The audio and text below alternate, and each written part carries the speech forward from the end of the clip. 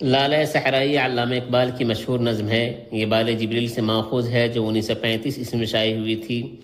شاعر نے صحرا میں کھلنے والے پھول کو مرد مومن کی علامت قرار دیا اور لالہ صحرائی، گنبد مینائی، شعلہ سینائی جیسی تمثیلی انداز کو اپنایا ہے۔ شاعر نے صحرا کے گل اور قلبی کیفیات کو ایک جیسا شعلہ قرار دیا۔ آئیے اس نظم کے کچھ اشعار ملاحظہ کرتے ہیں۔ یہ گنبد مینائی، یہ عالم تنہائی، مجھ کو تو ڈراتی ہے اس دشت کی پہنائی۔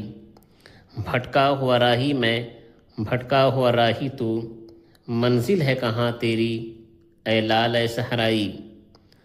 خالی ہے کلیموں سے یو کوہ کمر، ورنہ تو شعلہ سینائی میں شعلہ سینائی۔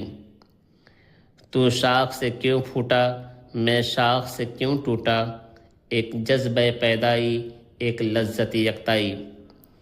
شعری ترتیب میں لکھاوٹ میں کچھ غلطی ہو گئی ہے۔ پہلا یہ شعر ہے: غواص محبت کا اللہ نگہباں ہو، ہر قطرے دریا میں دریا کی ہے گہرائی۔ اس کے بعد یہ شعر ہے: اس موج کے ماتم میں روتی ہے بھنور کی آنکھ، دریا سے اٹھی لیکن ساحل سے نہ ٹکرائی۔ ہے گرمی آدم سے ہنگام عالم گرم، سورج بھی تماشائی تارے بھی تماشائی۔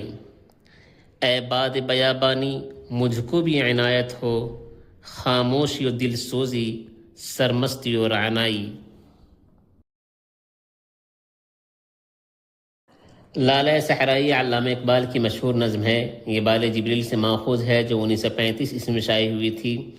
شاعر نے صحرا میں کھلنے والے پھول کو مرد مومن کی علامت قرار دیا اور لالہ صحرائی، گنبد مینائی، شعلہ سینائی جیسی تمثیلی انداز کو اپنایا ہے۔